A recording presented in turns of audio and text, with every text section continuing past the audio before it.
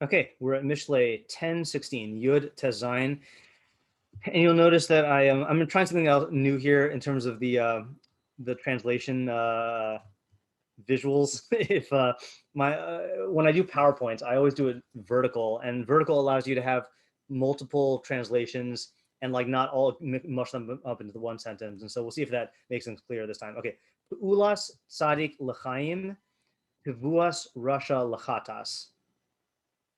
Would anyone like to take the initial stab at this?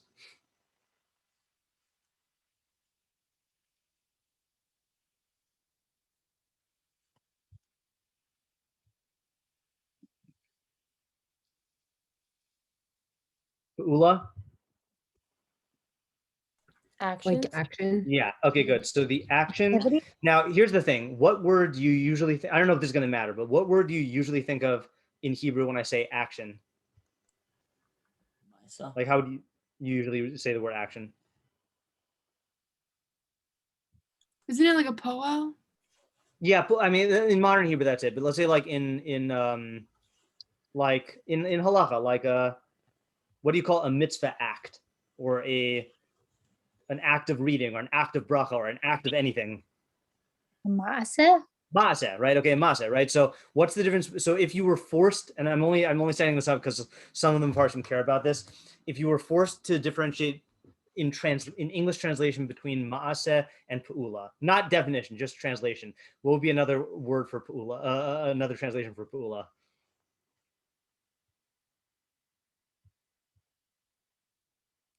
It's not like there's only one right answer. I'm just wondering if anyone has the same intuition I do. Is it to work? To work. You can use it for work, like what Suzanne was saying, like a poel is like a worker. So you know what, we could say work also. Yeah. So the action or the work. I was gonna say the activity. Okay. Or act. Okay. So these are all possibilities. Again, I don't know if this even matters, but if you care about these like little distinctions, then these are then we got to come up with some English equivalents here. Okay. So then, Tzadik.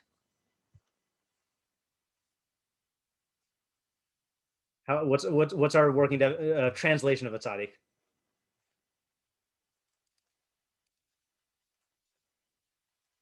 It's not silence.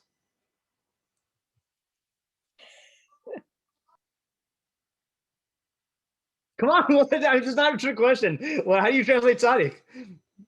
Righteous person. Right. Okay, righteous person is good. Okay, righteous person. And anyone have any other translation? I hesitate to ask if anyone has any other translation. People barely have the first translation. He's doing stuff to benefit the system.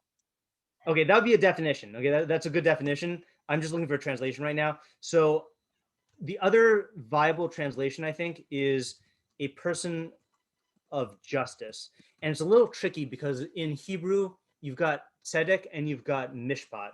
And both those terms can mean justice, but in different ways. Like kind of what Ayala was alluding to, like the Rambam's definition of tzaddik, which I think we've gone over before, is helping to bring each creature in line with what is good for them or with what they need. And I'm using the word creature specifically because this applies not just to humans, but like if you were to care for an animal, that would be an act of tzedakah. Like we say, Hashem is tzaddik Hashem b'chol dorachav v'chasi b'chol ma'asav. He's a tzaddik in all of his ways, which means even in his relation to non-human creatures, he's a tzaddik.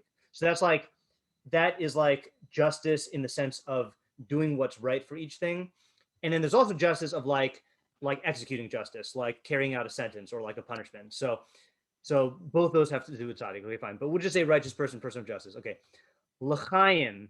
Please tell me someone knows what that translation is. None of this embarrassing silence here. To life. The life. Thank you. Okay. Is to life or what's the other translation of lamed? For life. Okay, good. So let's do to or for life. Okay, tavua, here's a hard one. Okay, tavua can have a couple different meanings. Is it grain? Produce. Okay, good. So it often is grain specifically, but I think the grain is like a borrowed term from produce. So let's say produce, okay? So that is that's one meaning. I think that's the main meaning. There's an obscure one that is a borrowed term. Anyone have any other idea? I actually didn't even think about this when I was looking through it, but anyone have any other idea what tevuah could be? Does it mean to also bring in? Okay, good. So that is another one, and that is related. Okay, so I don't think there's a good English word for this. Like, there's no English word of inbringing, is there? No, inbringing. We'll invent it. Inbringing. Okay, and then the other It's term called ingathering. ingathering is ingathering the activity of everyone harvesting, or ingathering is like if you have a pile of stuff that you brought in, do you call that the ingathering, or do you call the going out and getting? Because I know we call like Chag HaAsif, like Sukkot, the festival of ingathering. I always thought that's like an activity, or the ingathering of exiles is the phenomenon of people coming in. But I think in bringing, like the thing you bring in, is what the word is used as. Okay, and then the rare meaning, which I can't think of a single pasuk outside of Mishlei that uses this. And I didn't do a concordancy search. Is it's a rare word for thought. Okay, just throwing that out there because so many of the Mefarshim talk about it. Okay, Rasha. Are we going to translate Rasha? Wicked person. Wicked person. Okay, let's say wicked person. All right. And we forgot to have a connecting word here. So the action or work or activity of a righteous person is for life. Okay, I think it's probably safe, just because we've seen so far that that this is going to be a contrast, right? But we're going to add those in. But the produce in bringing or thought of a wicked person, lachatas. Is for sin. For sin. Okay, good. So it's for sin is one possibility for chatas. And if you were to, so sometimes chatas just or chait or chatas just means sin. If you're going to say a specific category of sin, then what is the meaning of chatas as opposed to like avon or pesha? Doesn't it mean also like to mess? Yes. Okay, good. So it is so for that reason, what level of intentionality is it used for sin? Like what kind of sin? Unintentional sins. Unintentional. Yeah. And then as Suzanne is saying, literally chata is to miss a target. Okay, which is why it's used for unintentional sin. Okay, so the action / work / activity / act of a righteous person, we'll get rid of person of justice here, just to smooth it out, is to life or for life, but the produce or inbringing or thought of a wicked person is to for sin, and it could be unintentional sin, it could be sin in general. Okay, now, few more translation issues, okay, like we always do. For those, I didn't check and see who's in the shiur, but if those of you who are here for the first time, we go through the translation first, then we do the questions. Okay, so Mitzution says tevuah is lashon tevuah uperos. So he says it is a produce, okay, and fruit. All right. Okay, you know what? I'll say fruit here also. Okay. So that's that. Lachatas. So lachatas, he says something which I is a strange interpretation. Inyan chisaron, kumo polea v'chule v'lo yachati. Okay, I actually forgot to look at those pesukim here. He says it could also mean for lack. Okay. I think the association I have here in Chumash Hebrew is v'chite es habayis, like he emptied out the house by the Kohen and the tzaras of the house. Tzadik says Sachar hatzadik l'chaim. Okay, so let me just type this here. Tzadik says the reward or payment of a tzaddik is life, and the produce of the wicked is the gemul chataso. Isaac, what does gemul mean? We had this morning. Either reward or I'm trying to remember. It was an interesting word that I was like still like grappling with. Well, so there's retribution. Sorry, retribution. Retribution. Or, oh yes. Yeah, of his sin. Okay. So I think that's what it means here, because retribution sounds like a bad thing. All right. The Targum says, Ovad de tzadikai l'chaye, alalte derashi alachadas. So alalte, I believe, is thought. So I just want to show you that I'm not making this up. He says it's thought. Okay, so we got that. Okay, and then for our last translation step, we'll look at the art scroll. The deed of a righteous person brings life. So they say deed. Okay, fine. So, see, they're also grappling with like a word for action that is not maaseh, you know. So that is the deed of Tzadik is life, and the produce of the wicked is retribution of his sin. Okay, so it looks like they're following the Tzadik on there. Interesting, is the retribution of his sin. Okay, I'm going to delete it because it's similar to ours. Ours, oh, sorry, no, what am I saying? I was just reading Tzadik. It is ours. Okay, I meant to read our scroll. The deed of a righteous person brings life, but the produce of a wicked one brings death. All right, I don't know where they get chatas means death. That's like, I mean, you can see where they get it from, right? What's forcing them to translate it that way? What disturbs them that makes them translate it that way? The lack of difference parallel. Mayan, what were you saying? like the difference between Chaim and Chata, how they're supposed Yeah, to be. they're trying to basically make it the opposite of life. So that's very nice, our scroll, but you don't translate chatas as death if that's not what the word means. That's an interpretation, not a translation. Okay, so we're deleting our scroll and we're deleting it with spite. Not spite to art scroll, spite to the translation. Living Nach says the righteous man's deed leads to life, the wicked man's produce leads to sin. Okay, so that's actually a nice translation of to, right? Like leads to. All right. Okay, so I'm going to delete that because it's similar. And then Alter says the effort of the righteous is for life. See, they're all struggling with this. Deed, effort.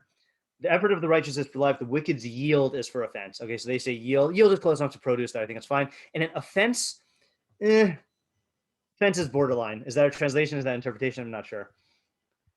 Okay, so now we are at the question asking phase. Okay, what are the questions we have to ask here? Why is the word chatas conjugated that way rather than just saying chait? Is there like Yeah. an added meaning? Yeah, so what do you usually think of when you think of a chatas, which we did not list? Yeah, korban, right? It's a sin offering, right? So I did not see any of the Mefarshim say that it means sin offering, but there is actually the first time, okay, I think the first time the word chet is ever used in the Chumash is in this form, and that's by Cain and Hevel, when Hashem is telling Cain to do tshuva, and he says, I'll just read it here. He says to him, hello in tetiv se'es, isn't it true that if you improve yourself, you will be forgiven? V'im lo tetiv, and if you don't improve yourself, la pesach chatas rovates, sin crouches at the opening. And you will, its desire will be towards you, and you will conquer it, or you shall conquer it, or you may conquer it. So the chatas there is sin, or the cause of sin. I don't know why it's conjugated that way. It's a good question.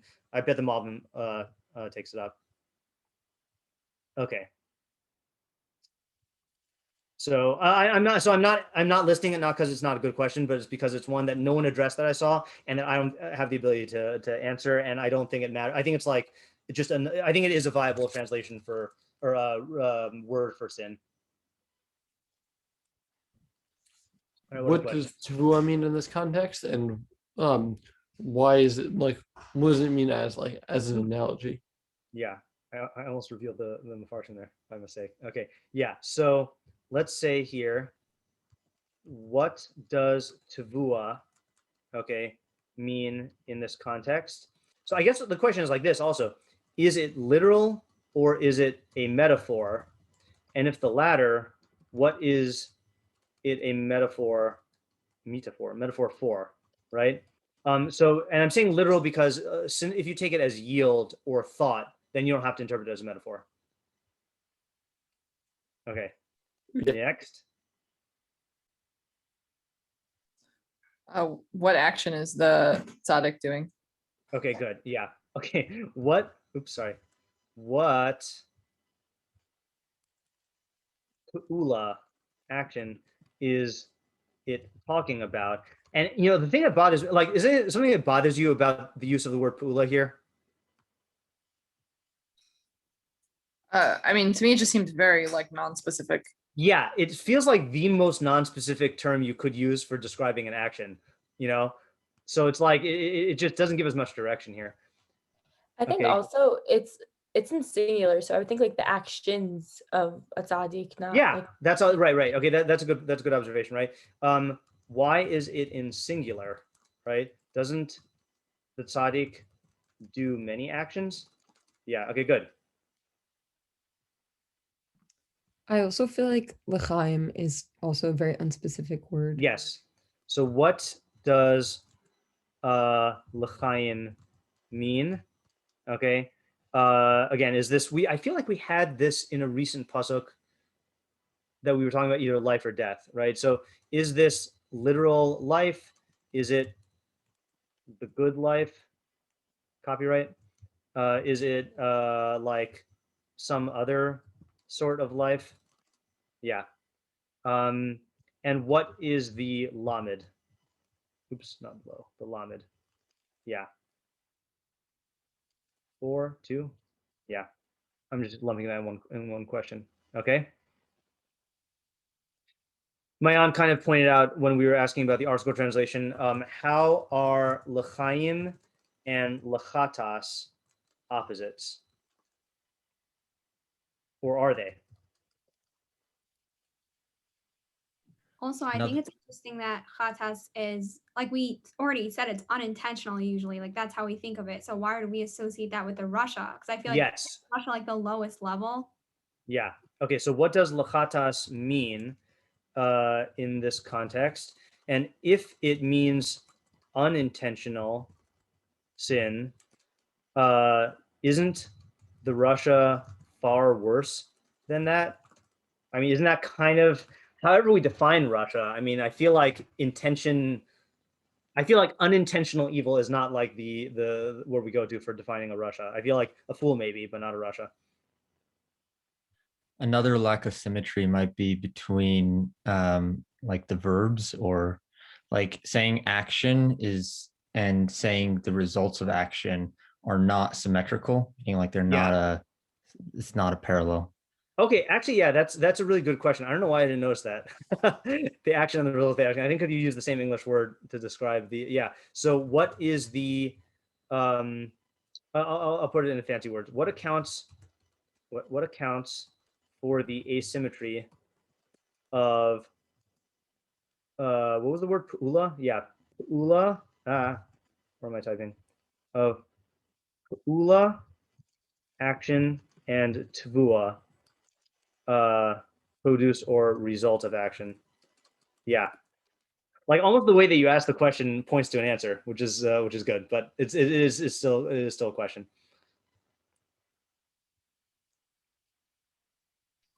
I think back to the l'chaim, I also think it's worth asking like whose life it is. If it's the Tzaddik's life or other people's life. Okay, good question. And you know what? Can you also ask that for l'chatas? Yeah, I guess so. Yeah, right? Okay, good. So how are l'chaim, where should this be filed? Oh yeah, we'll add this here. Whose life? Okay, and then whose chatas? I mean, because that might be a way out of this problem of if we say it's unintentional sin, then it might not be describing his thought. It might be describing the effect of his thought on others. Could you explain that question again? I don't really get it. Yeah. You mean Tamar's point? Yeah. Yeah. So it says the Tzaddik's action is for life. So the question is for whose life? Is it for the Tzaddik's life or is it for someone else's life?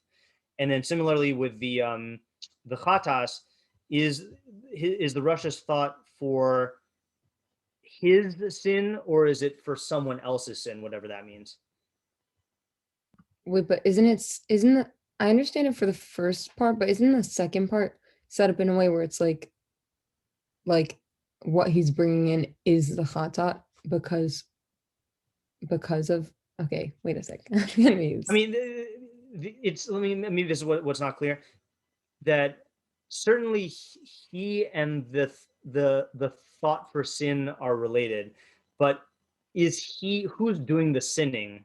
Is he doing the sinning or is he like making someone else sin or causing sinfulness, like in the same way that you could say the tzaddik is causing chayim, like outside of himself, is the Rasha causing sin outside of himself? And tomorrow's saying because the form of l'chaim can read itself both ways, and I'm just kind of extending that to the second half of the puzzle because it's the opposite, or it's paired with it. I agree with you, Shifra, that like it's not the natural way to read it, but if you had it for the first half, since the question applies for the first half, I think like it stands for the second half also. Like if it weren't for the first half, I don't think I would have asked the question naturally for the second half. Okay. Yeah. Okay. Do we have all the questions? I feel like at the very least, this is most of them. The classic that we always ask is who is this targeting? Oh yeah, that's a good question here also, right? Who is this for? And I mean, this one is, so when you ask that, I mean, I know we always ask that, but sometimes we ask it like by habit, and sometimes we ask it because there's something like problematic. So are you asking it that there's something problematic here that's pushing us, or just like for thoroughness? Well, I mean, it's addressing two individuals, and that means it could either be talking to tzaddikim or rishayim, or an audience, or a mix or combination of Right. the Yeah. three. Okay, good. Yeah. So it is a very wide range, and the question is who in that range is this talking to? Okay, are we ready for? Yeah. What is the Yeah. practical Okay. Yeah. Right. And then again, we always ask this, but here I think it also this is going to be dependent on the previous question. What is the practical application? I mean, again, the most basic practical application is you should be a tzaddik, you know. But like, if we can get something more specific than that, then that would be better. I have a question, but it's not like for like I don't think it's gonna further like any answers. It's just like I'm wondering. Okay. Sure. Do Yeah. you think that like it was a coincidence that like when he wrote about produce and like fruit and stuff, but then he also spoke about like we already said we associate like chatas with korban. Yeah. You see what I'm saying? Like, do you think that's a coincidence? I think it is a coincidence because I don't even see a real connection. What connection are you Are you trying to point out a connection between produce and korbanos? Yeah. And Like, the I- story, Fine and this, hello. Hmm? What was that, Zach? I was just reinforcing the point, meaning I don't think she was just saying carbonas in general, but that story where you mentioned the first. Oh, is that? Were you saying korbanos in general, or you're saying the story of Cain and Hevel? At first, I honestly was saying in general, but then I realized, Okay, yeah. yeah. Okay, yeah. Yeah. So I don't think for korbanos in general, because I think when we talk about korbanos, we usually think of animal sacrifices. You know, grain and produce are lower forms of sacrifice and are like not the first thing you think of. Regarding Cain and Hevel, like I would think that that's coincidence. I think the fact that it's chatas, you know, yeah, I wouldn't. Yeah, I don't think that's intentional. Yeah. I feel like that's like if you're gonna go that far, it's almost like conspiracy theory-ish, like, you know. I'm not saying that I'm not saying you're doing conspiracy theory. I'm saying like if one wanted to say that, I would like look askance at that in the same way as I would like you know, it's all connected, you know. Yeah. Okay, so are we ready for thinking? I think we're ready for thinking. And if someone has another question, then we can add it. But let's take our minute of thinking. And remember, I got good feedback on the new policy. So we'll do thinking, and then people who have half-baked ideas or like intuitions or approaches will go first, and we'll start with those. And so people who have like full are going to tackle all the questions or all the puzzle. You'll wait in line. Okay, so let's do thinking now.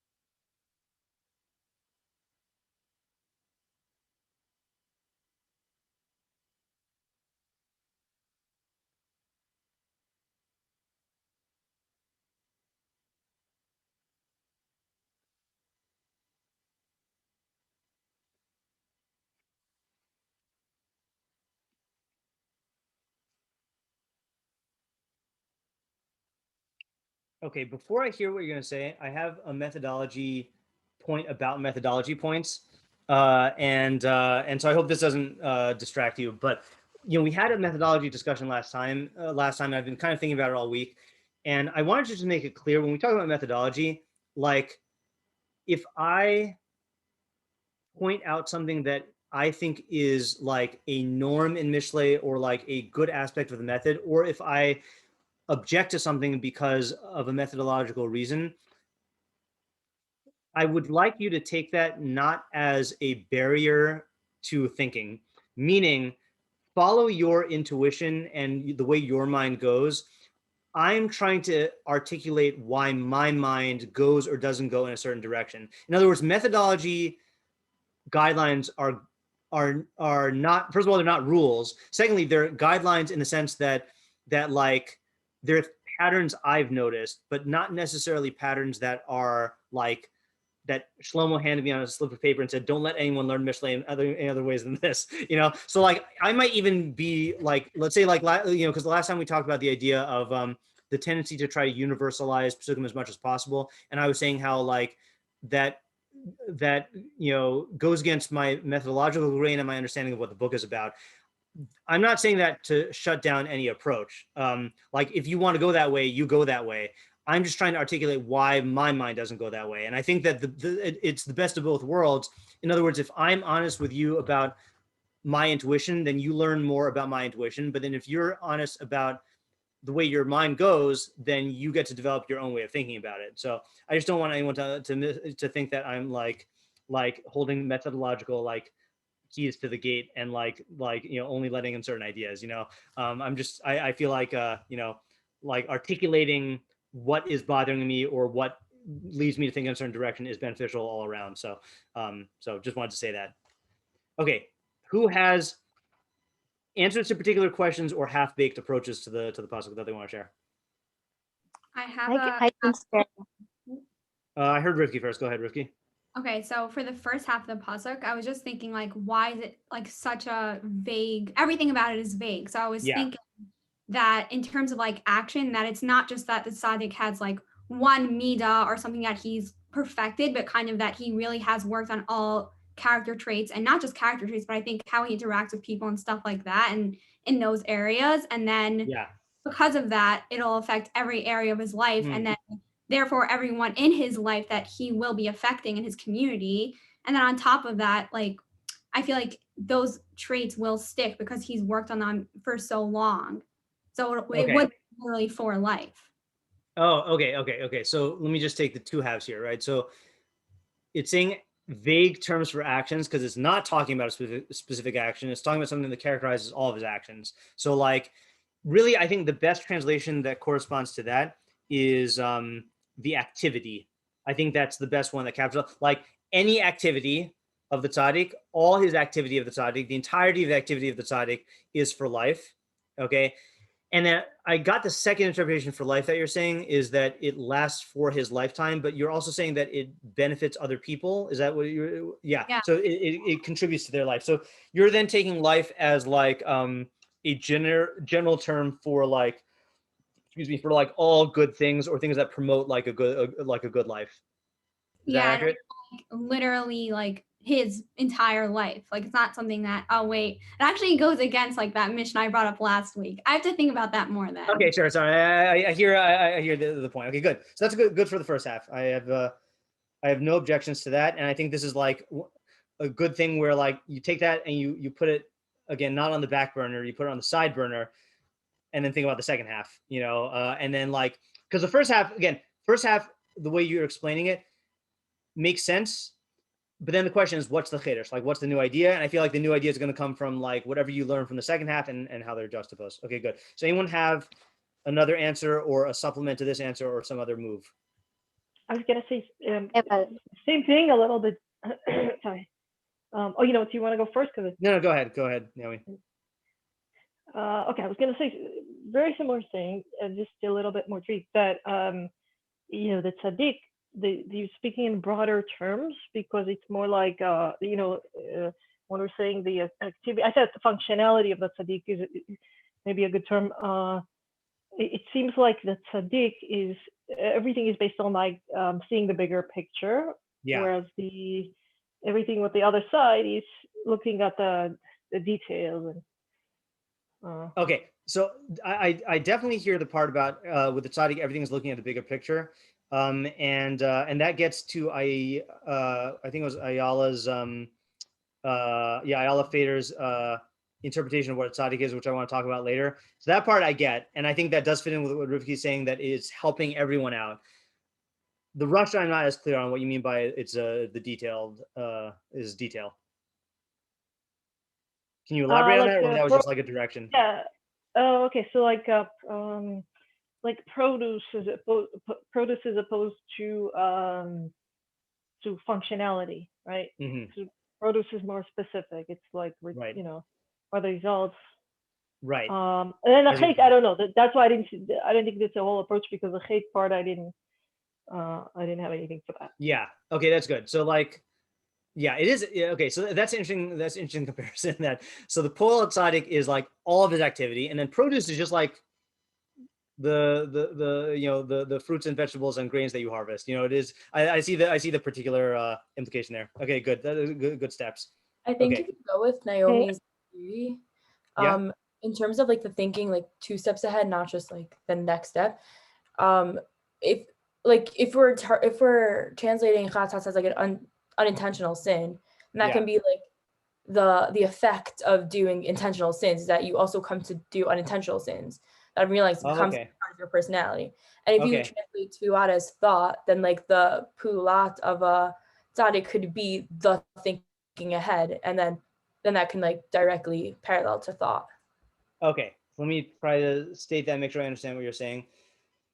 So let me start with the first part I heard with the Rasha thing. So the Rasha is definitely an intentional sinner, that we know. The pasuk doesn't need to say that, but what you're saying is that the intentional sinning will also lead to unintentional sinning, that he did not plan. Okay, good. That's a really good move. Can we just give an example of that to concretize it? Real world example? Yeah, I'm not saying all on you. Like if anyone has an example of that, because I feel like this happens. I feel like as soon as we said that, I felt like, oh, I've seen this, but. You could do like lying, like you say one line, then all of a sudden you just enter a web of lies and continue. Okay, yeah, that's definitely true. Is that within the same sin of any sort of deception, then there's an upkeep that will require things that you didn't plan.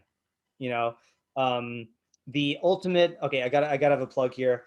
I don't know if this is considered an old show now, but if you want to know what the absolute best show that has ever been made ever was from a Mishlei standpoint and from a cinematic standpoint, so Breaking Bad, I don't think it's any surprise to anyone that is like has a reputation. But if you want to watch the evolution of a person who goes into the life of into illegal activity for a good reason, doing it intentionally, and then becomes corrupted by it, that is the fullest depiction of that and the most brilliant depiction of the evolution of a Rasha that I've ever seen. So yeah, that definitely happens, and that happens with crime in general. Like people will often start going into petty crimes and then get drawn into other areas of crime that they didn't count on in the first place. Like let's say for example, like people do like an illegal drug and then become addicted to that, and then end up needing to steal in order to support their drug habit, or like engaging in other forms of harm, to themselves or other people. That's unintentional and unplanned. Okay, so I really like that that interpretation of the second half. Okay, so much so that I forgot what you said for the first half. Something about 2 steps ahead. What was the 2 steps ahead thing? Can you elaborate on that? Yeah, that the pu'ulat, the single action that it's like referring to is the action of thinking 2 steps ahead. And then if you translate pu'ulat as thought and not grain, then like that can parallel. Oh, okay. All right. So that part I missed for the second. Okay, so we're saying tavua is thought of the Rasha is for sin, which means that the thought of the Rasha will result in unintentional sin. I mean, the thought of the Rasha is for intentional sin, but it will result in unintentional sin, is what you're saying, right? Okay, good. And then the pu'ula of the tzaddik is also the thought activity of the tzaddik, the fact that he thinks about stuff. That's going to be for life. And what did you say the life is? Are you interpreting life as an opposite of the lachatas? Because that'd be cool. I wasn't, but Can we do that? Can we try that? I mean, is there something similar? I mean, I think that's what you were getting at with the one step ahead, meaning we were saying that the Rasha only wants to do this evil, and then he ends up doing this evil and another one. yeah, Tzadik, I something double move, yeah, like Chaim being like the reward for mitzvahs. Like when you're a tzaddik and you do a mitzvah and then like you increase your longevity or.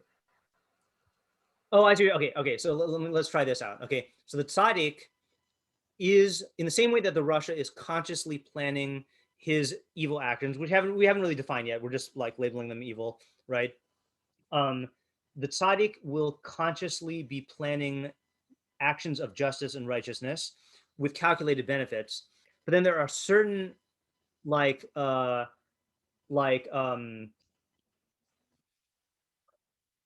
don't want to call them fringe benefits because that like degrades them, but like certain benefits that result from this that didn't even enter into his plans. Like let's say, for example, and I guess I'm just thinking about this because we were talking about tzedakah this morning.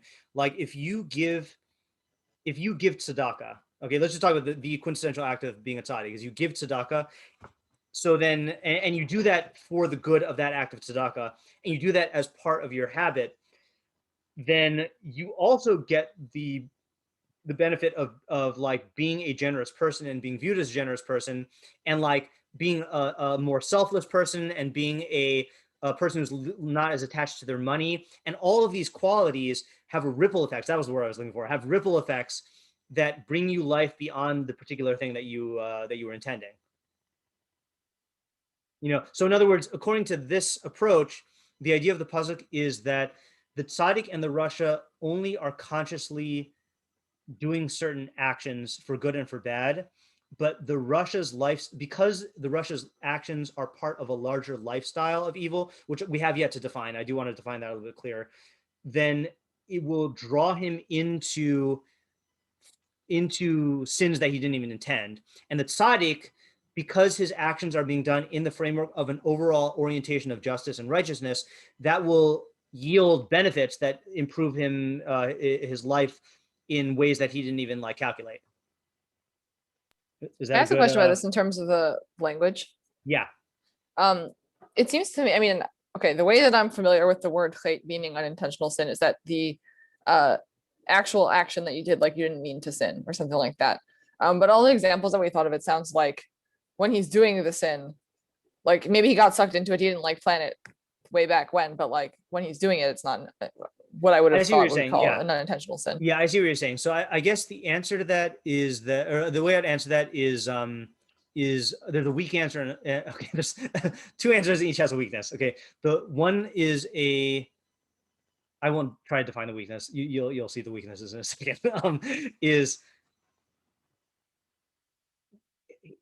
It's not just that he's going to get drawn into lifestyles where he's like, let's take the lying example. So you lie, okay, intentionally.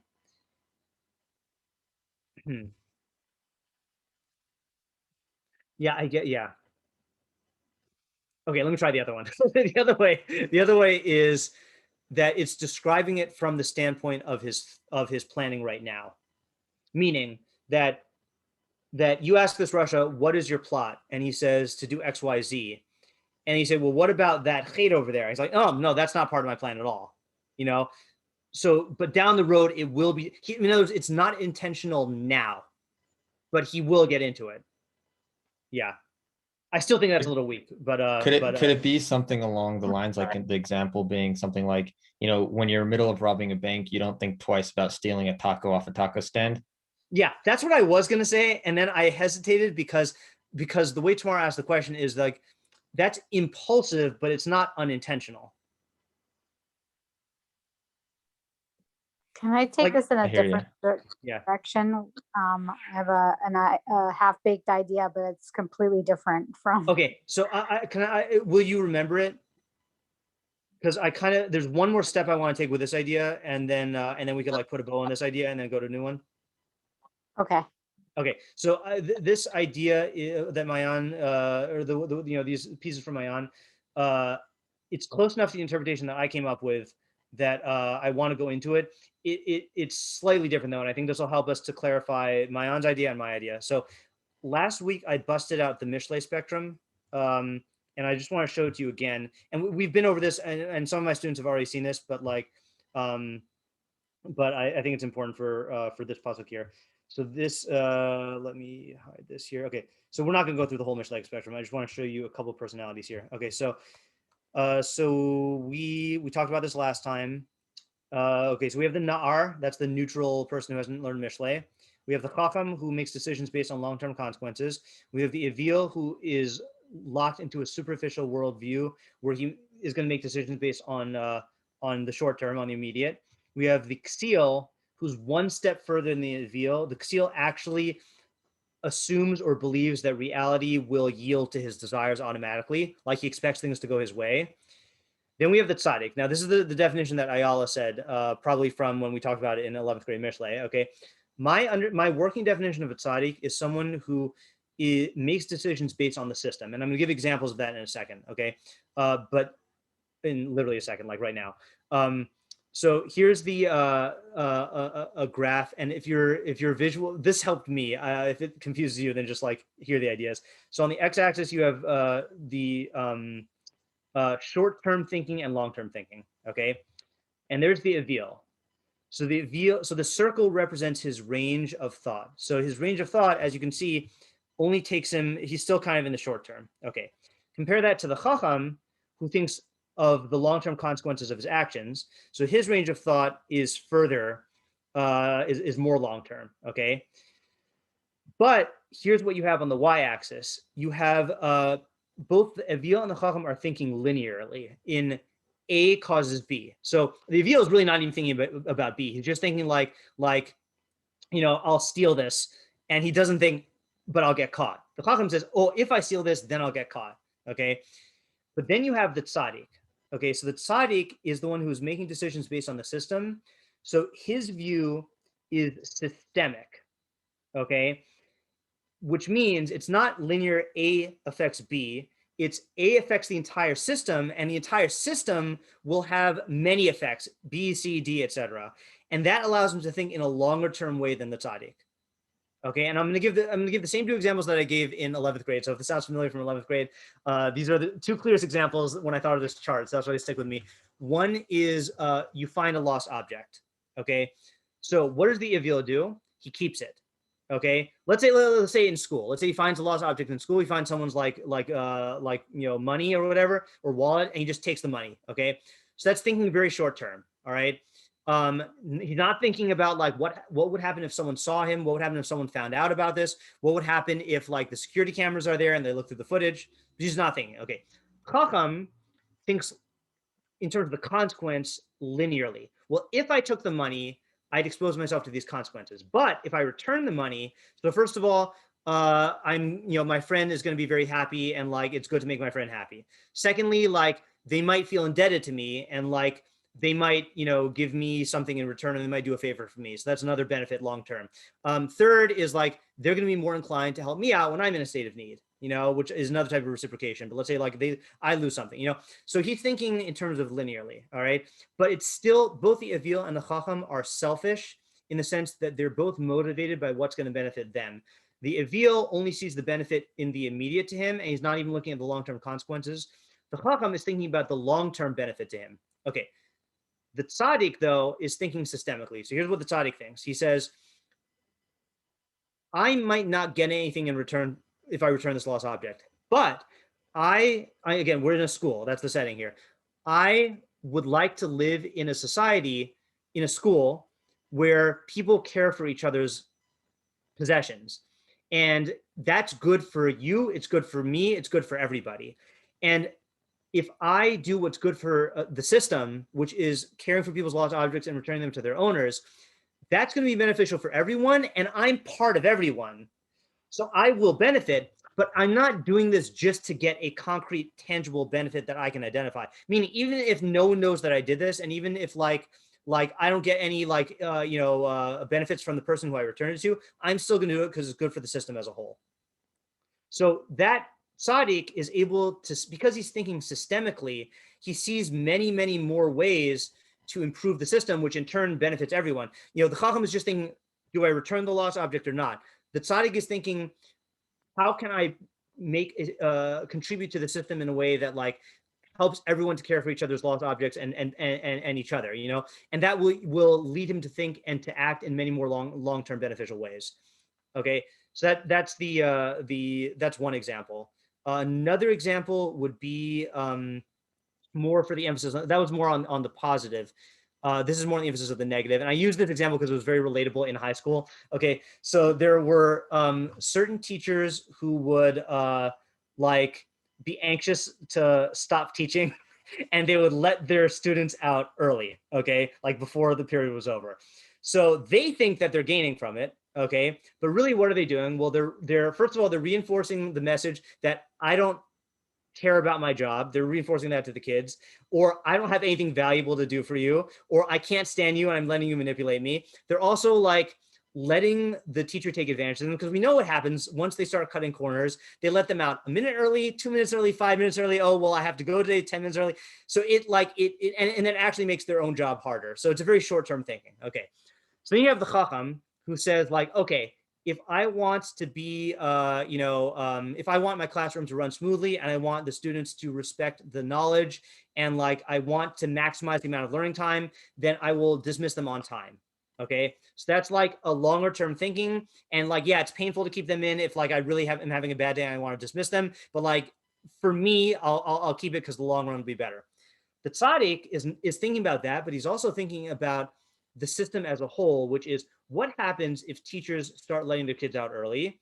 So it disrupts all the other classes and makes their learning impaired and makes everyone's else's life more difficult. And if I start letting my kids out early, it contributes to a culture in which that other teacher feels comfortable letting out their kids early. Or let's say like my kids are running around being noisy outside in the hallways and I'm not stopping them. So the other teachers are like, well, if they can do it, then my kids can do it. And it leads to a badness in the system. So the Tzadik, even though, let's say the Tzadik can't use the time, the Tzadik will still do what's best for the system, even though he is not immediately benefiting from it. So those are just illustrations of how the Tzadik is concerned with the system as a whole, even though they're not getting a benefit right now. So in that sense, it's not selfish, but it is selfish in the sense that they will ultimately benefit. There will be benefit that accrues to them because they're caring for the system. So before we get back to our pasuk, but one more step. But before we get beyond this, is that distinction between Chacham and Tzadik clear? I have a question. Just really quick, would you say that the Tzadik is somebody who just loves the system regardless of the benefit? That's what I would think about the Tzadik. Not that he sees every benefit. So my understanding is in Mishlei, the Tzadik still cares about the benefit. And we mentioned this briefly last time, which is why I brought this up last time, is that the Chassid, who is in God's framework, is not even thinking about the benefit. But to him, he's not thinking in cost benefit terms. He's thinking in terms of of reality itself, or the will of the creator, or whatever you want to say. But that's, according to my understanding, that's beyond Mishlei. Okay. Mishlei is still working in the framework of benefit and detriment, and long-term benefit and long-term detriment. Yeah, I was wondering where the Rasha fits in on this chart. That's going to be the next step. Yeah. Any more questions on the Tzadik and the Chacham? Because you can't understand the Tzadik without, you can't understand the Rasha without understanding the Tzadik. Okay, so now where's the Rasha fit in? Okay, so the Rasha is, we did talk about the Chassid. Okay, the Chassid is beyond Mishlei, which we're not going to deal with here. That's in Tehillim or Pirkei Avos. Okay, the Rasha. The Rasha is someone who imposes an egocentric view on reality to achieve power and greatness. Okay, and the easiest way to understand this is he is the opposite of the Tzadik. Okay, the Tzadik senses, well, what is the system that we're in? So let's say again, the school system, which the goal of which is to facilitate education, and like every part is geared towards that. Yes, Rifki, I know that it's not every school system facilitates education, only in Finland. Okay, but or let's take, if you have like I don't know, like a country, right? Like let's say like the purpose of the system is to facilitate like happiness and prosperity for all the citizens. Okay, the Rasha has imposes a system on top of that by force usually, okay, which is designed, which is geared towards one end, which is some form of self-glorification at the expense of everyone else. So in some cases it's wealth, in some cases it's power, in some cases it's like being a god, you know. And in this sense, the Rasha has to have the skills of a chacham, okay? A Mishleic Rasha, and I think this is true of the Torah Rashaim also, is that the Rashaim are not fools. They are willing to endure short-term pain for long-term gain, okay? And they even think like a chacham in terms of like, think of a Hitler or a Stalin or a Mao or like whatever, pick your Russia, okay? Pick your like your really good Russia, like the really, you know, we're not talking about like a serial killer type Russia. Like that's like a pathology. That's not like a Mishlei Russia. We're talking like the real evil dictators. You know, they operate like chachamim. They thought ahead, and they were like planning, and they were like calculating the benefits. They were giving up on the immediate. But the thing is that they went too far in the sense that if you try to impose a system on reality that's based on some fantastical idea of self-glorification, it has to collapse at some point because reality cannot sustain it. And again, like take like, you know, if you're going to be like a Hitler who's pushing his boundaries to the point where he thinks he can invade Russia in the winter, you know, if you're going to be Paro who thinks that he can like, he is the god and he controls nature, you know, if you are like anyone who is thinking that he can like transcend reality, or that he can live forever, or that he can like exert, like Stalin, like exert absolute control on anyone who like would go against him, that whole thing has to collapse at some point. But you're going to do a lot of damage in the meantime. Okay, so that's the Rasha.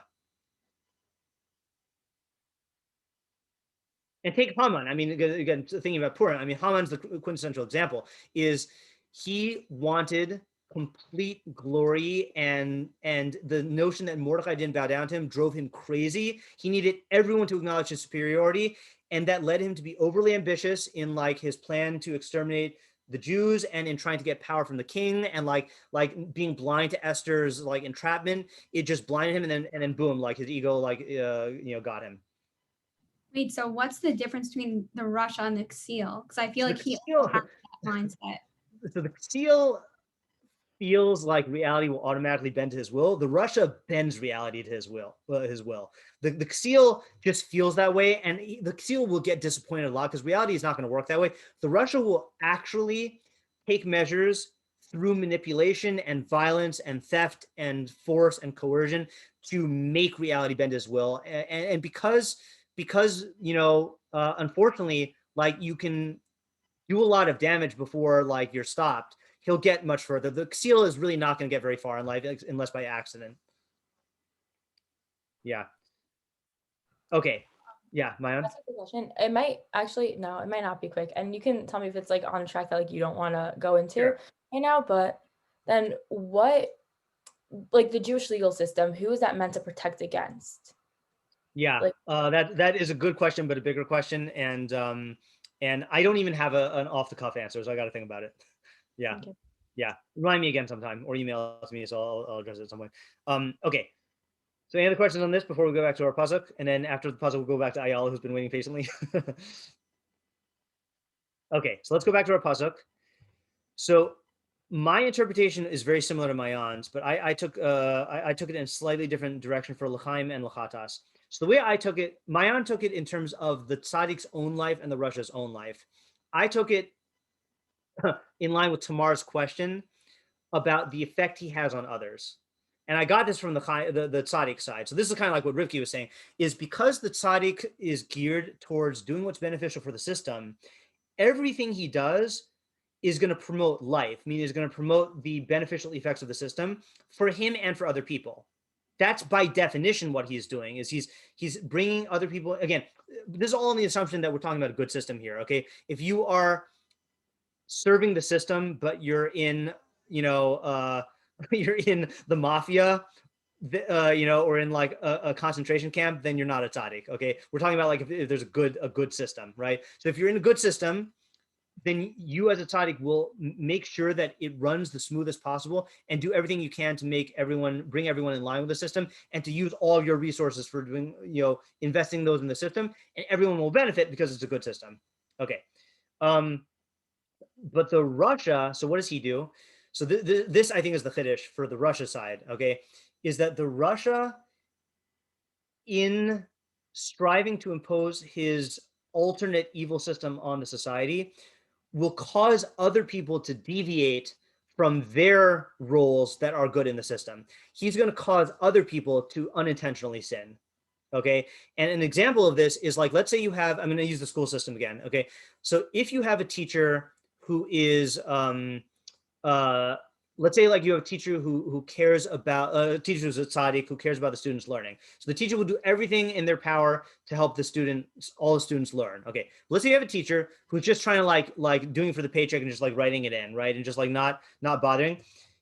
And let's say the teacher like will give, and I've seen teachers like this, unfortunately, in college, will give tests that like they know that the students are cheating on, you know, or they know that the students are easily able to cheat on, you know.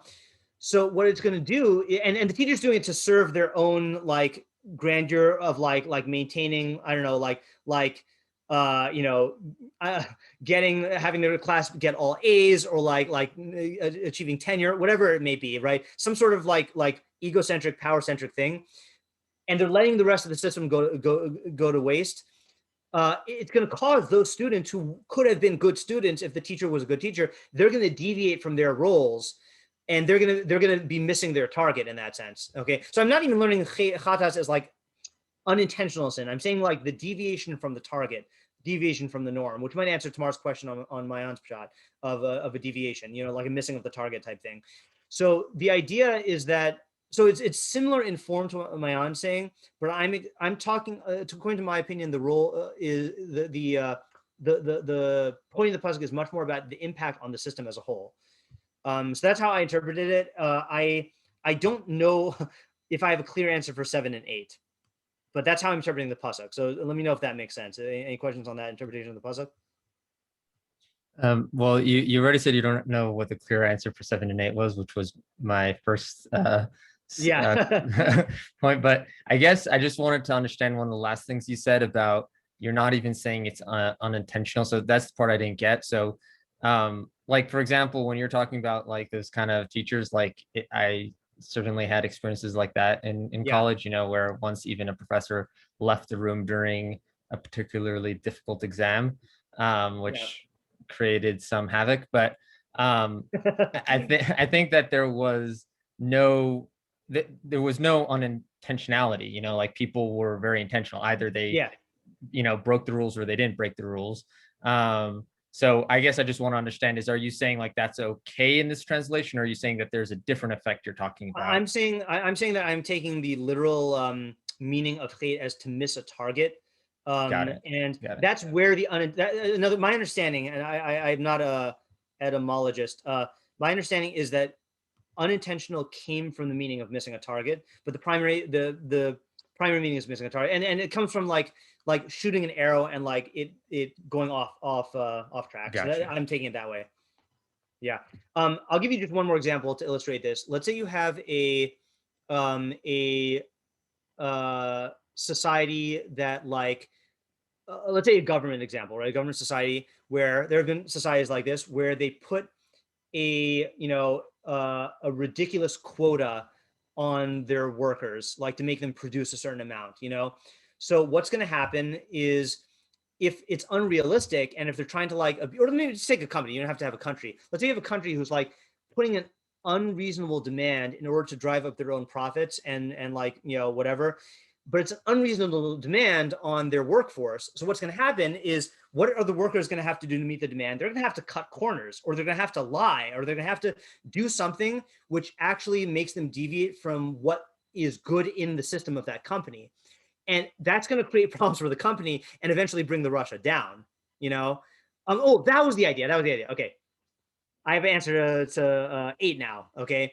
Which is that and this is not a unique idea, but I think here it's a unique application of the idea, is the Rasha will self-destruct. Now, in the case, let's say, of Haman, the Rasha self-destructed by his own direct actions.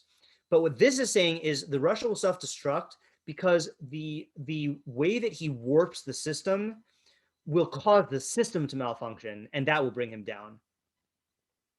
So again, in the case of, I think in the case of a business, it's easy to understand. If you are a tyrannical CEO and you are overworking and abusing your workers, then they will start to cut corners. They will start to lie. They'll start to go to the press to like report your behaviors, and that will bring you down because you've made them deviate from the rules that would have caused the system to flourish. But one question. Yeah. I feel like that there's a risk in using that kind of approach, which is like, what if that doesn't happen? Meaning like, what if someone is such a good dictator and such a good abuser of people around them that they're able to run an awful company and create lots of money, you know, and they aren't. So the answer to that is the same answer to the question of, maybe we haven't talked about this yet, but that in Mishlei, Mishlei is going to be giving you guidelines for decision making based on probability, you know, and like the example that Ryan Moskowitz always used to give is like, if I say a proverb, you know, he who swims with the sharks will get bitten. That might not happen every time, and it might not even happen like the majority of the time, but the advice is still good advice, that don't swim with sharks or you get bit. You know, that, and same thing with Rashaim and Tzadikim, is that not all Rashaim will necessarily fail. There are people who die without getting caught, you know, and not all tzaddikim will get these benefits in this world. Like there are tzaddikim where it really just doesn't work out. Like the person does everything like correctly and it doesn't work out. But that's the way that the world works with probability, and it still doesn't make it a good or a bad decision. The results still don't make it a good or a bad decision. What makes it a good or bad decision is like, how is this going to play out from a perspective of like long-term thinking?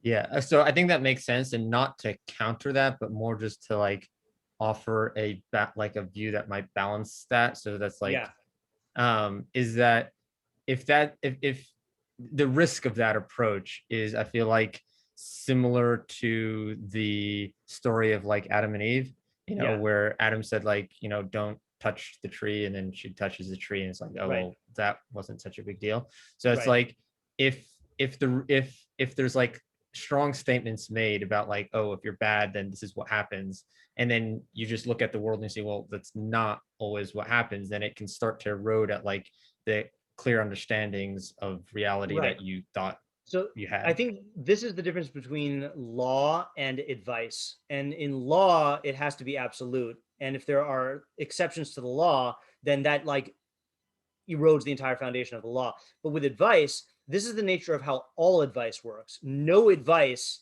is a guarantee. Like that's what makes it advice. If it were a guarantee, it would be a law of nature, you know. And like, and this is not unique to Mishlei. Like if you say the early bird gets the worm, well, there's some early birds I know who just don't get the worm, you know. Or like an apple a day keeps the doctor away. Yeah, that's great. But then like if you're in Chernobyl, you're gonna get like, you know, cancer from like the evil of like the Soviets, you know.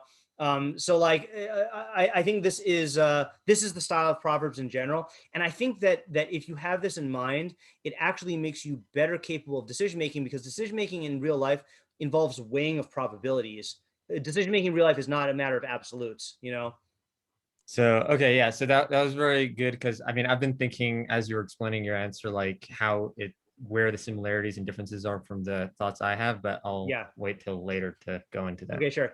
And just one more point in terms of your examples. When I talk, let's think about like dictators. Think of like in the last 100 years.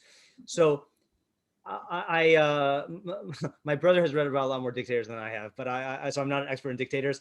But many dictators have fallen to their own systems. But you know, you do get these cases like the most current example is like the Kim family in North Korea.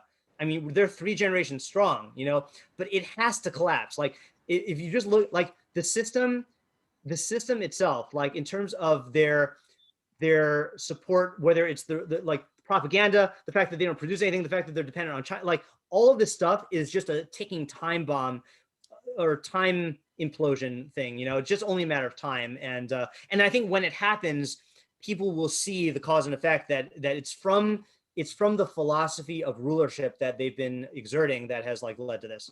Yeah, 100% agree, but I'll hold more. Okay, sure. Yeah.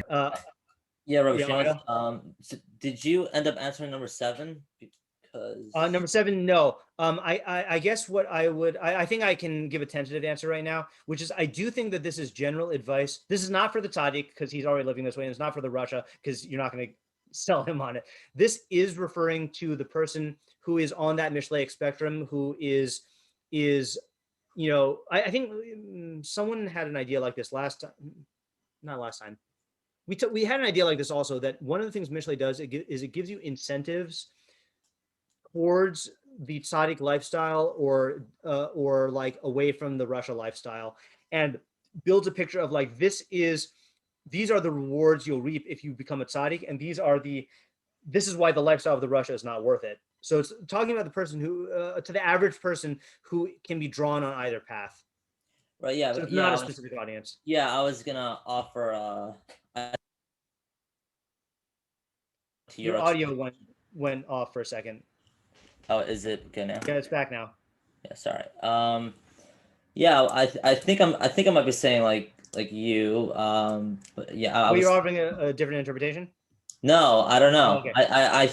I'm pretty sure it's like what you're saying. I'm not sure, but I think maybe the audience is the pasuk is for people, who, it's to determine. It's for the audience to be aware of who your leadership is. Meaning like what you were saying about, the Your audio went off again. This hasn't happened before. I don't know what's going on. Sorry, I just got the microphone here. It's just not working, I guess. Okay, I just changed Try it. one more time. Yeah, I was just saying that, because according to your explanation, the dictator will make other people unintentionally sin, right? Right. So maybe it's for those people. Maybe it's for the people who just don't. Meaning, well, I guess the question is, do they know that he's an evil dictator? Yeah. I guess that Don't be around an evil dictator, otherwise you will unintentionally sin, and that will ruin your. That's actually a very good point, right? This could definitely be advice for aligning yourself, putting yourself within the system of a tzaddik, or avoiding being in the system of a Rasha if you have a choice in it. And that definitely is true. Like in my example of like the CEO, like if you know that this guy is a Rasha, then you should not work for him. And in fact, like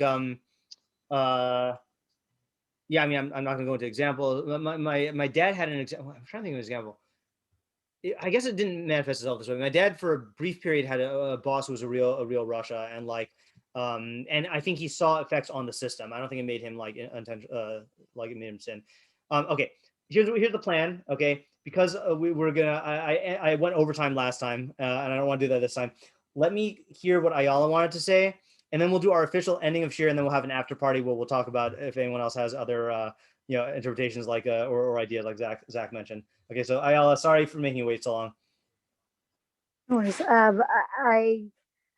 My idea was because the word pe'ula specifically, it sparked because it used pe'ulas rather than masa. Yeah. So that to me, it has like a flavor of like industriousness and movement, and okay, like I hear that. That the tzaddik is constantly in a state of activity, right? He's constantly towards a goal. So it's not one particular action, but in general that he is working for a purpose. He's working for the community. He's working towards a goal, and that brings chayim in the sense of parnasa. That brings chayim in the sense of like support for people who need it in the community. And the opposite with the Rasha is like Tvuas is the passive almost. It's like he's waiting for the produce to come to him, and for like he's waiting for the ways in which he can gain without putting out a lot of effort. So maybe he thinks he has a way to make money quickly, or he has a way to gain without putting in much effort. And in the end, he winds up with nothing. And the unintentional sin is that he has to steal in order to, because he's starving and he needs food or whatever. Okay. So I think actually for what I thought you were going to say is I think for lack would be, if that's a legitimate translation, then that fits in better with what you're saying, Yeah. right? But I I mean, you wanted could say it's going to both out. intentionally sin. Like he's lacking, so then he's forced to steal because he has so Right. many needs that he can't. You know? Right. Okay, I hear that. That's a good interpretation of the nuance of Pu'ula and Tavua. Yeah, well, that's good.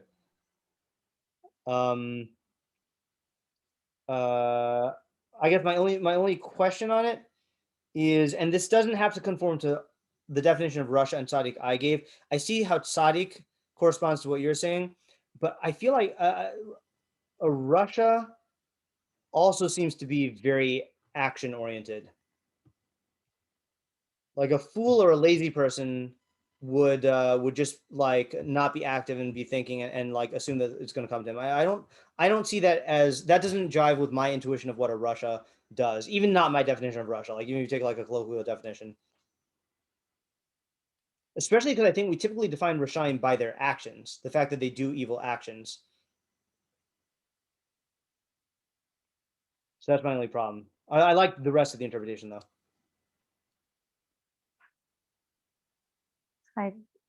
Isn't it possible that his actions is that he's expecting the, he in the sense of somebody he's got minions serving him and he wants them to do for him, so he kind of like forcing others or forcing, the even in the sense of that horrible boss that you were talking about, right? Right. That they're not producing anything. They're waiting for others to produce for them. Right. So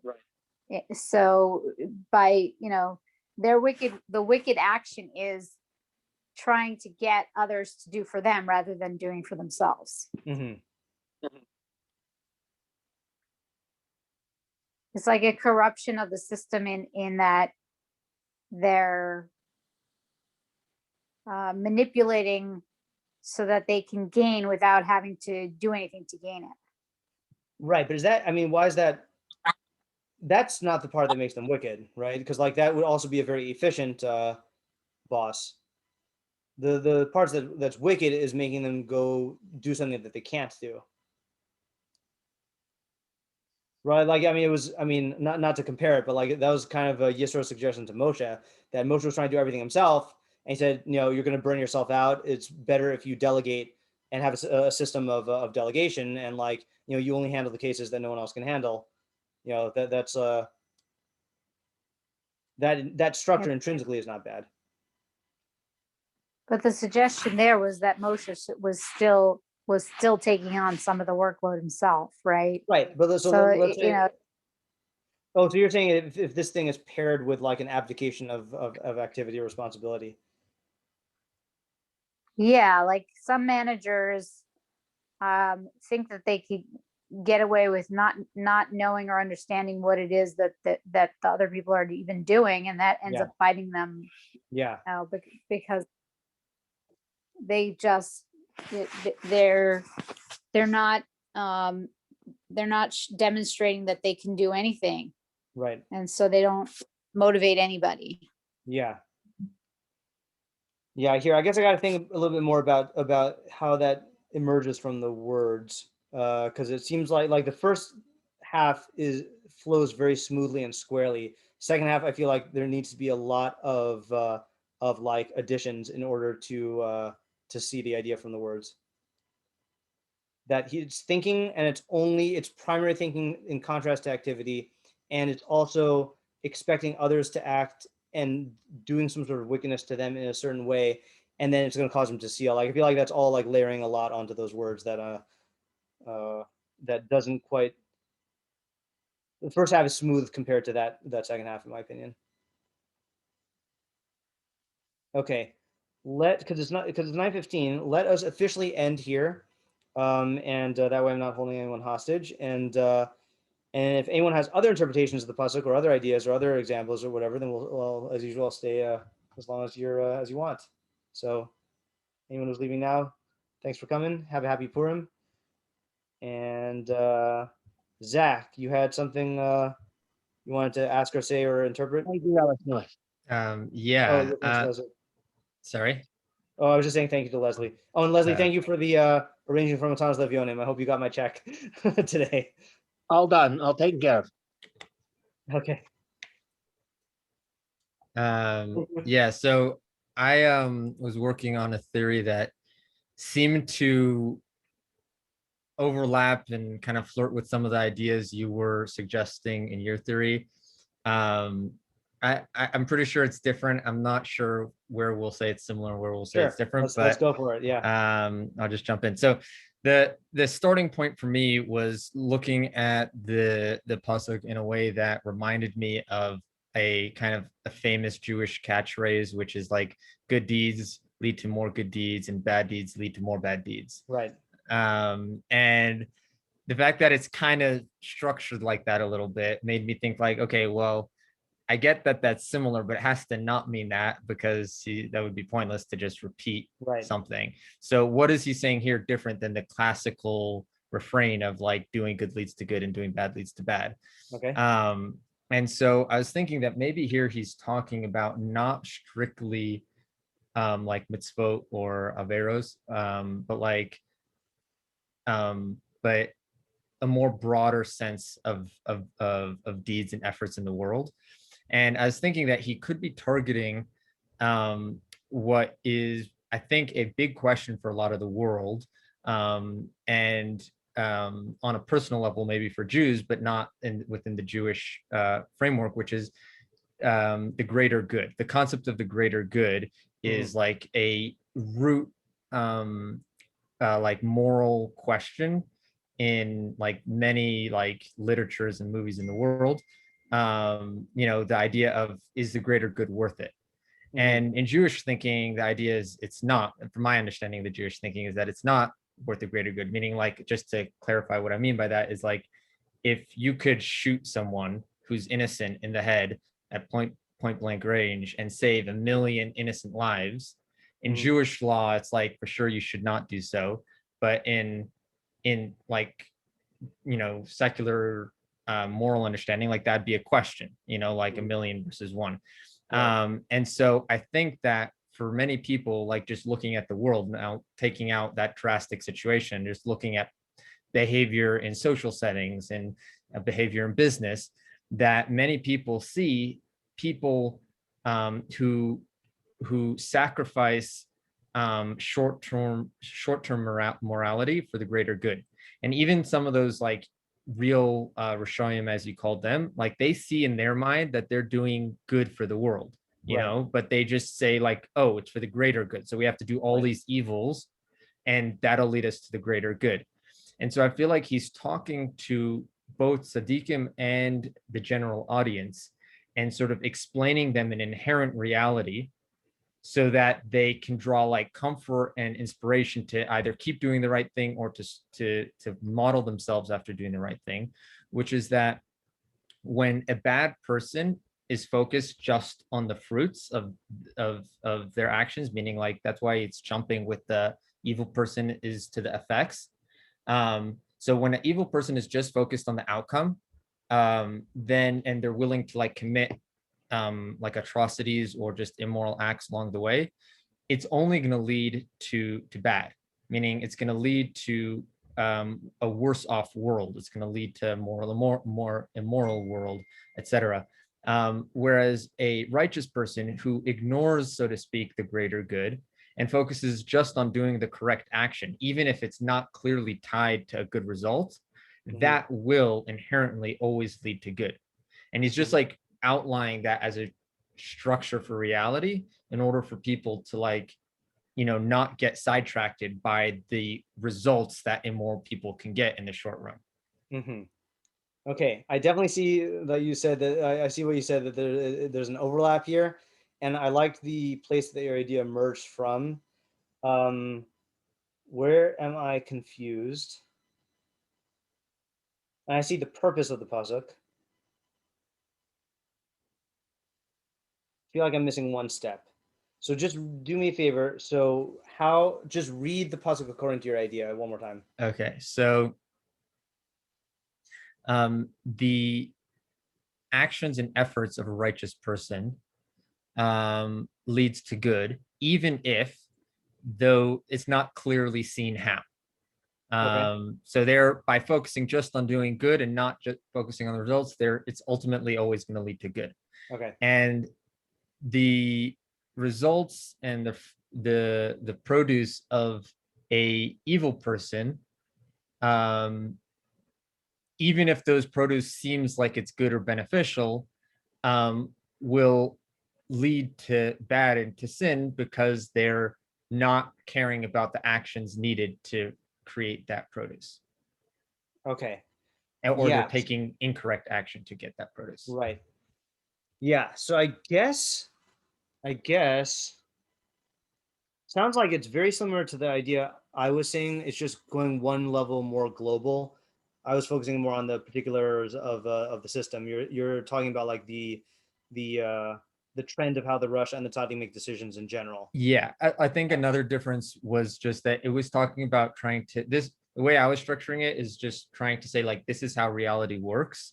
And so you can draw inspiration from that. And I think the way I heard you talking about it, and I could be wrong because I didn't ask a ton of questions afterwards. I wanted to allow, the next idea to come, but is I think you were talking about motivation, where people draw motivation from.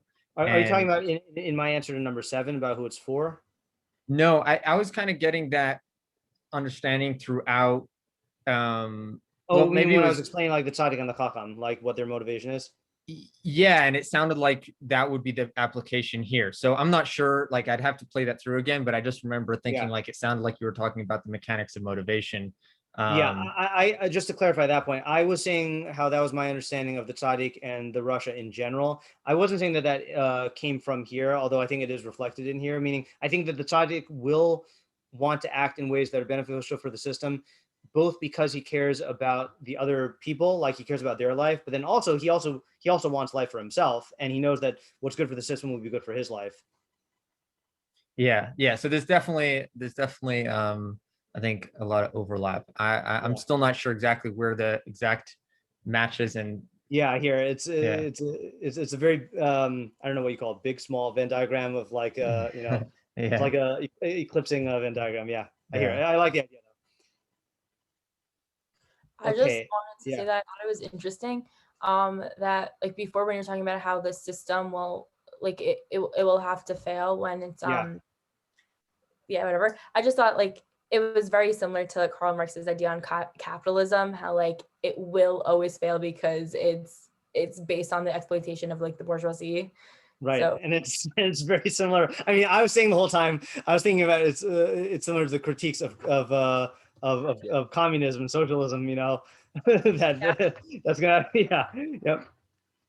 and question on the only thing I'm not like fully clear on is when we say, according to like your idea, when we're saying that the Rasha is affecting the people around him, are we saying that that's literally everyone around him that he interacts with, or are we saying more like the person that's kind of like in the middle, like who is he affecting? No, everyone's gonna be prone to it. I'm not necessarily everyone in equal measure, like if you have a bad school with a bad principal, it's not necessarily going to affect the custodian, or it's not going to necessarily affect every student, but everyone is fair game in that sense, because if you get in the way of the Rasha, or like if you get in the way of the Rasha's ascent to power, or if you could be used and abused as a tool to get to power for the Rasha, then he's not going to care about your own life.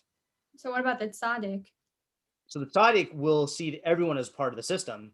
But I'm saying like in connection with the Rasha, because I was just wondering, like, you mean if the Tzadik is in a Rasha system, what's going to happen to him specifically? Because I know we say like everyone is affected by the people that are around anyway, but like I mean it's going to be very bad for the Tzadik, and he either will have to do what Esther did, and hasten the I mean, I'll say this idea.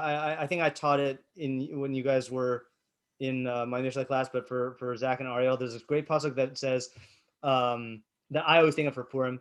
Maskil Tzadik lebeis Rasha Oh, wait, hold on. What was Moscow Tzadik based Rasha? I know it in English. The Tzadik comprehends the house of the evildoer and corrupts the evil for harm. Okay, something like that. Corrupts him towards harm. And so the idea there is that because if a tzaddik is forced to confront a Rasha, like in the situation Rifki's saying, and let's say like the tzaddik is in that scenario, so there are different solutions available to the tzaddik. Okay, but the one that Esther used was since she knew that that Haman was destined to self-destruct, but she couldn't afford to wait until the 13th of Adar because then the Jews would die. So she fast forwarded it. She fed and stoked his ego by inviting him to the party with Ahasuerus and like getting him to like overcommit and like making him, I mean, there's a bunch of Gemaras about how she like manipulated him into a position where she had him cornered and then she revealed what his plot was, and then that brought about a destruction to him in a way that he couldn't avoid. So she basically like she pushed him more and more corrupt to like lean further into his plans to self-destruct earlier, so that's, I mean, Rifki, that's not the only answer to your question, but that's, I'm just thinking about that because that's what Esther did with the, in the Purim story. Yeah. But yeah, I mean, sometimes the tzaddik just has to get out, like that's the moral of a Sodom and Amorah. Like if there were 10 tzaddikim, then they could have changed the city and influenced them. But if there's fewer than that, then they're just going to get swept up in the destruction, Another interesting point, we talked earlier about how advice is going to have exceptions, and yeah. So actually I had a response to that, but I think you said the response yourself before I could say it, and I just want to point it out because I think it's interesting. Is so a bit afterwards you pointed out how the Kim family is still running, but you said like inevitably they're going to fall. Yeah. And I think that's the sort of like the right response and how I sort of look at this pasuk, which is he's talking about a like inherent reality, which is like a corrupt system can't last indefinitely. Right. You might not see its downfall, but it will ultimately fall. Like there's no doubt that ultimately a corrupt system will fall. Right. So it's not like, oh, there might be an exception where a corrupt system will last forever. No, that's not, like the inherent reality is that corrupt systems will fall. Right. And that outlining that inherent reality can help people make the right decisions by keeping that in mind, that like even if they're not seeing something, it's inherently true. Right. Yeah, I guess but the way that you initially asked the question would still, like, I think the way you initially asked the question was something like what if the person is like, I forgot, was it stealing from the company or like abusing the company and then ends up like, like dying before he gets the consequences. Like that can certainly happen. Right. Exactly. Yeah. Yeah. So like I really like inherently the thing has to fail, but it might not fail in a way that actually damages the person who like perpetuated all the evil, or in a visible way. Right. Yeah. Okay. I think that's good for today. And yeah. And if you have, as always, if you have thoughts during the week on this, let me know. And I guess we'll see you next week. Everyone have a good Purim. Thank you. Thank you. Chag Sameach. Thank you. All right, take care. Bye. Bye.